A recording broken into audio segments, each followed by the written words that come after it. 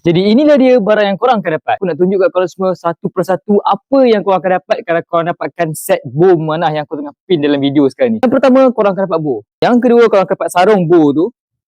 And then korang akan dapat 3 arrow mix carbon, quiver untuk protection tangan ni. Letak jari telunjuk, letak ibu jari. Okay, macam ni. Hand guard. Nak elak daripada string bow tu terkena pada tangan. Kita letak kat kereta. Archer in car. String untuk bow. Target face. Yang kecil dua. Ni untuk latihan grouping boleh lah yang ni. Untuk korang catat kau punya score dengan training.